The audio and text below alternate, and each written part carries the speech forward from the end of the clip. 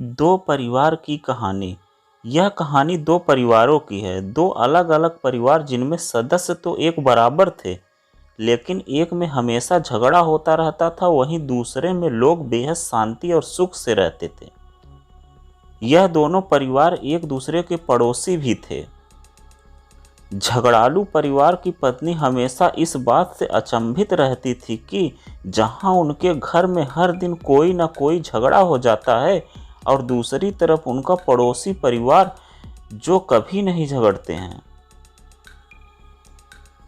एक दिन उसने अपने पति को पड़ोसियों पर नज़र रखने के लिए कहा और यह पता करने के लिए कहा कि जरा देखो तो इनके इतने शांत और मिलजुल कर रहने का राज क्या है।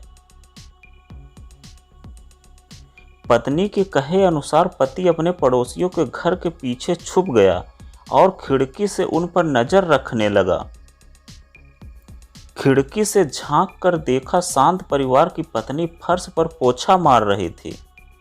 तभी अचानक किचन से कोई आवाज सुनाई दी तो वह अपना काम छोड़कर किचन में चली गई। उसी दौरान उसका पति उसी जगह पर आया जहां वो पोछा मार रही थी और बाल्टी से पैर टकराने से गिर गया। पत्नी को जब यह बात पता चला तो उसने तुरंत अपने पति से माफ़ी मांगी और कहा कि मुझे माफ़ कर दीजिए, ये मेरी गलती है जो मैंने तुरंत फर्श पर बाल्टी से नहीं हटाई। तब पति बोला, नहीं नहीं, इसमें तुम्हारी गलती नहीं है, मेरी ही गलती है, मुझे ही देखकर चलना चाहिए था।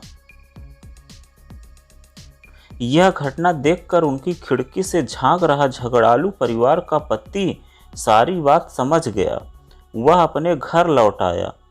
जब उसकी पत्नी ने पूछा कि तुम्हें पता चला क्या राज है, तब वह बोला, हाँ पता चला, हमारे और उनके परिवार में सिर्फ इतनी सी बात का फर्क है, जहाँ हम लोग हर छोटी मोटी गलती के लिए एक दूसरे को जिम्मेदार ठहराते हैं और झगड़ते हैं, उनके परिवार वाले हर गलती की जिम्मेदारी खुद लेते हैं और माफ़ी मांगने और गलती को सुधारने के लिए हमेशा तैयार रहते हैं।